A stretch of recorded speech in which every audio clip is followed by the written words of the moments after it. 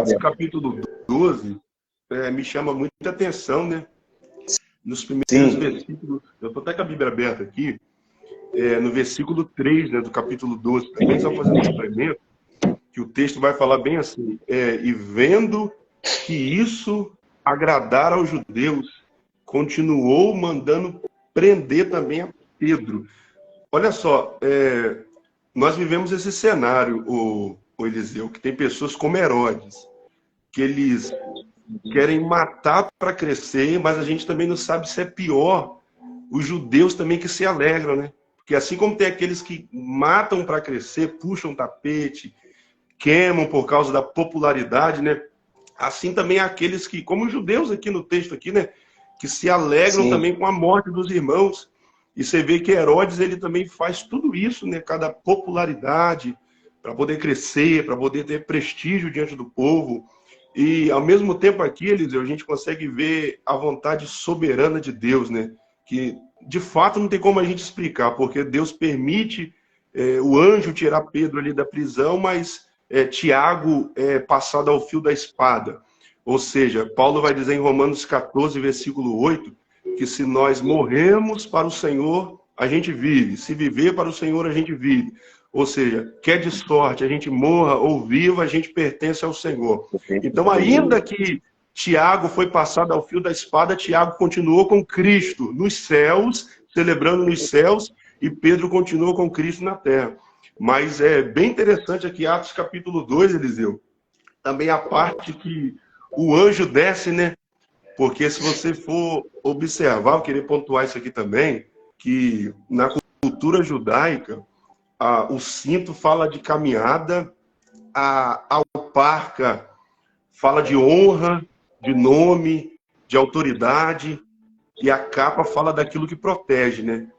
E a história vai dizer, a maioria dos estudiosos vai dizer que Herodes havia mandado colocar no depósito tanto a alparca de Pedro, tanto o cinto de Pedro e tanto a capa de Pedro. Só que eu acho interessante que quando o anjo desce ali dentro da prisão, o anjo ele traz de volta a alparca que representava a honra, ou seja, o nome, a autoridade. E o anjo fala, agora você coloca a alparca. O anjo vai dizer, agora você coloca o cinto. O anjo vai dizer, agora você coloca a capa. A capa fala de proteção para as costas. A alparca também fala de caminhada. Cinto fala de autoridade, de nome. E muitas das vezes, Eliseu, tem pessoas que tentam sujar o nosso nome, tenta quebrar o nosso nome, tenta tirar a nossa honra, tenta tirar a nossa autoridade. Eu já quero profetizar aqui, pegando um gancho nessa palavra, que se o diabo, Deus está visitando, aliás, nessa noite, os depósitos do inimigo, e está trazendo a tua capa, está trazendo a tua alparca, está trazendo a tua sandália, aquilo que o diabo tentou tomar, pode ter certeza que Deus está trazendo de volta nesta noite. Queira Herodes ou não, o interessante é que Herodes, enquanto Herodes está festejando a festa da Páscoa, Deus está trabalhando. Tem pessoas que estão assim, festejando, já comemorando, é o final, mas mal sabem ele que há uma igreja lá na casa de Maria orando, intercedendo, uma igreja que mesmo que a situação pareça ser impossível, irreversível, a igreja está orando. E eu acho interessante, Eliseu, que a igreja ela vai dirigir a oração a Deus. Primeira coisa, a igreja dirige a oração a Deus, porque no versículo 5 fala bem assim na parte B. E a igreja fazia contínua oração por ele a Deus. Ou seja, a igreja dirige a oração a Deus. A primeira coisa que a gente pode pontuar aqui também, Eliseu, é que a igreja vai dirigir a oração a Deus. Então a gente precisamos entender uma coisa, que a oração é a gente conectar o nosso altar com o trono de Deus. É a gente conectar a nossa fraqueza com a força de Deus. É a gente se humilhar diante daquele que tem todo o poder e toda a glória. Porque qual é o contexto ali? A igreja entende, Eliseu? A igreja poderia fazer uma revolta, a igreja poderia fazer uma rebelião, mas o que a igreja vai fazer? A igreja vai orar. E observe que a igreja vai orar pelas causas perdidas. Observe, parecia uma causa imperdível, Eliseu. Você concorda, Eliseu? Era uma causa ali que parecia perdida aos olhos dos homens, porque Quem que deu aquele veredito ali foi Herodes. Não tinha como ninguém tirar Pedro, a não ser Deus, de dentro daquela prisão. Então a igreja entende que a única solução que tem naquele momento é a oração. E observe, Eliseu, que tem momento na nossa vida que é assim, que Deus ele nos coloca numa situação que parece ser uma causa perdida, e Deus fala, você vai ter que orar nessa causa perdida, porque orar quando a porta está aberta é muito fácil, eu quero ver quando a porta fechar. Orar quando você está com saúde é muito fácil, eu quero ver se um câncer bate na porta, que Deus livre e guarde. Aí eu quero ver orar nesse momento. Então a igreja vai ter que orar num cenário que parece ser perdido, num cenário que parece que é o final, num cenário que Pedro está sentenciado à morte, mas mesmo Pedro sentenciado à morte, eles estão orando.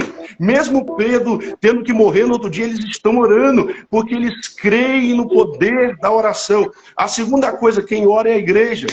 E por quem eles oram? Por Pedro. Porque Pedro não é qualquer homem, Pedro é um apóstolo. Você vai ver que em Atos, é como você pontuou, Atos 2,41, camarada ganha 3 mil almas.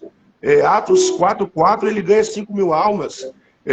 Atos capítulo 5, ele vai desmascarar Ananias e Safiras. Atos 9,32, ele vai curar Enéas. Atos 9,40, a Bíblia vai dizer que ele vai ressuscitar Dorcas. Atos capítulo 10, ele vai abrir a porta do evangelho para os gentios. Então o diabo não está tentando parar qualquer homem. O diabo está tentando parar uma das colunas da igreja. Só que a igreja entende que ela precisa orar pelo seu líder. E observe, Eliseu, que vivemos uma geração que desce além, uma geração que fala mal, mas não é uma geração que faz como essa igreja que está aqui na casa de Maria. E o interessante é que aqui na casa de Maria não está praca. Não é a praca que está aqui, é a igreja. Oi, Eliseu. Não é a praca, é a igreja. Aleluia. Pontuando isso aqui, aqui não é a praca da Assembleia, ou Kamanassá Manafaia. Não é a praca da IPDA, da Deus Amor, da Adventista. Sabe o que está aqui? A igreja de Cristo. A igreja que é eclésia, chamado, tirado para fora. E aonde que essa igreja está? Dentro de uma casa orando pelo seu líder.